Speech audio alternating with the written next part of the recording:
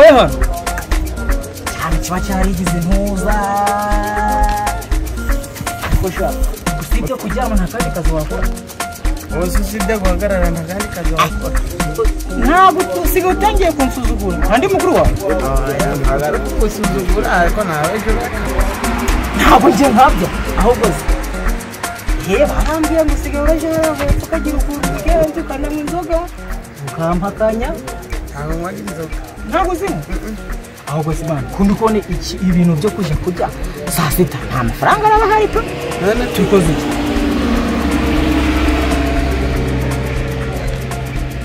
ndibutse ni nicyo gukunda hari ahantu ariko nyiraho ariko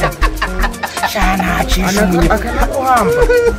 ntacisha umunyarwanda uzi n'ikindi tuvuge ibintu turi kubishaka rero uzi nyiraho nyiraho uramuzi ni dufasha ubundi twapfuye kagana ariko mani ndakuriye uramburiye si icyo uramburiye tumva ibyo warebera kuguraje imbere nta kibazo nawe nitugerayo ni igiti ni intuza n'ibirasanzwe ipapayi ururi oya ururira ese washaka gutasha ugatoragura uratoragura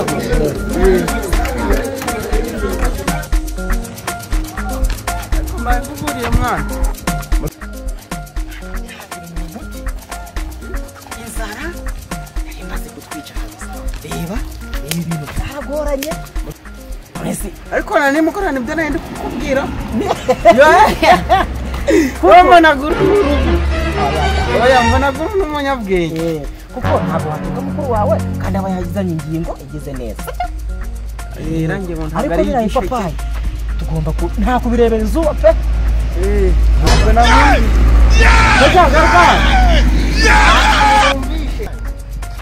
Hold on. Please do well by liking this video so that YouTube will show it to more people, and also don't forget to hit the subscribe button. Thank you. Now let's continue.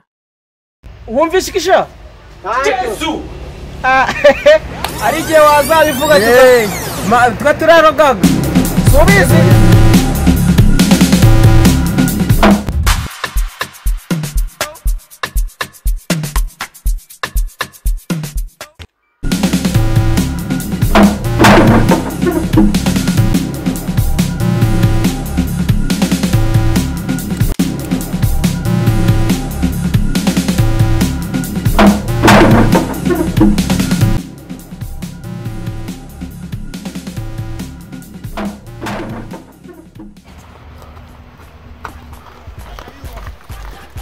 wacunga sha wagenda oya namucuruza bafite imbwa se yanjye do nuko bafite imbwa ejo se sinabonye ari hamwe nayo nabonye ari hamwe nayo yakoze ukuntu tuza shira umutima hamwe uvuga ko uri kumwe ko jewe sinaba ndi mu giti gataje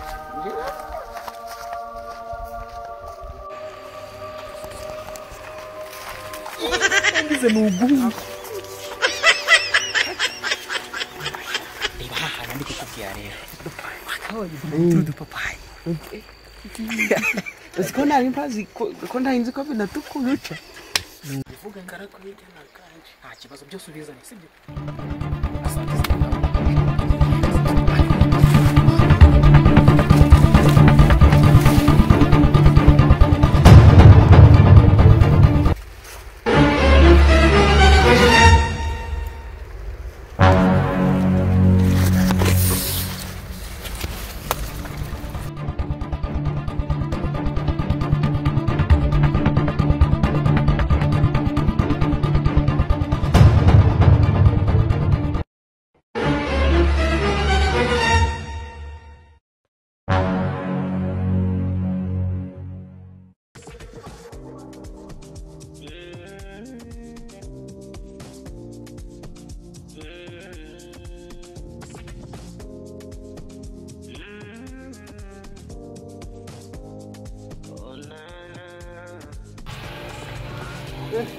kajya gutangura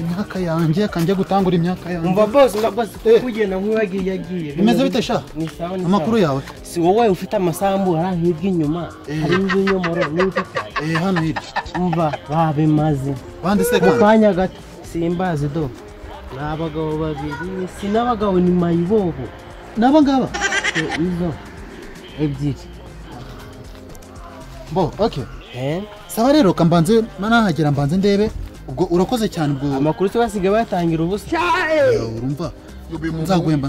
n'iki kibazo sibyo iwawe ni hese ni hano mbonye ubwo iwanjye nahangaha sawa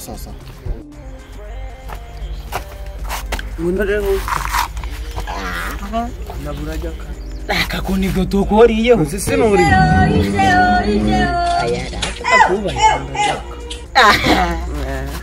mani katwumve ne butanduze uzana ndume kutangana ndakuru nyine nanje reka ndume kwaka ne butanduze nanje ni God sisi ngachoze ndayitangira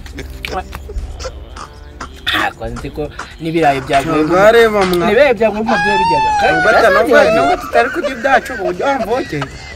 oya turereke kubyo amvugira kubyo bana bitimba hasi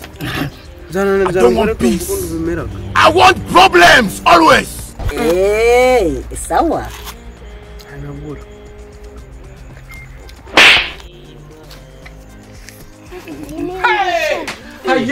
akira dada iziho nawe azatuvugaho gashe uramuke ingegera zo muri iyi minsi uko umuntu wanjye mukorera imyaka yanjye barangiza bakazahe urandebera nawe umuntu azajya atera imyaka y'ingegera zigure gukora zirwe ziri mu myaka rubanda ibintu n'igisingizo anje kambe ngiye munda hari kumwe kuma nagikindi shaka gupfa se cyari kumwe mwa hangane hariya kandi nabonye wagira hariho n'ibinyomoro ibinyomoro byo wapimwe ntacyo nkwijejeho kugira ngo mfe buno najya duce kajyama nta nimbwa irimo ariko wari ukubesha ngimbwa cyangwa imbwa wari kuvuga ni yindi twahuye nayo iri kutuko andi kugira ngo wenda ngo ntuze ahubwo reka ntago mpazi reka ahubwo tugende niyo hatari yaza kuko ndabizi mwanya masaha abaje gutambagira ahubwo dushobora no gutinda kudasa sitatu biriye n'ibya nimugoroba turaje kwibara nta nahantu wabona gukorera amatafari ariko hari umuntu wibagiwe cagiye uje mu gasenyi ukuntu wabaye nakobotse reba n'inyuma ndabizi none se shaho bose wikoreraga amaburiti nturiho hari kujya nkurusha imbaraga reka nkubaze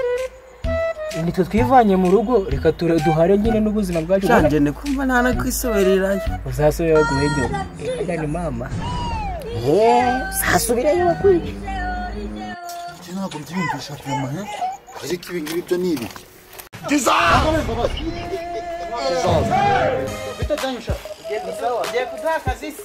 ariko ndikubona agati kiburayi bwa kazi kikiye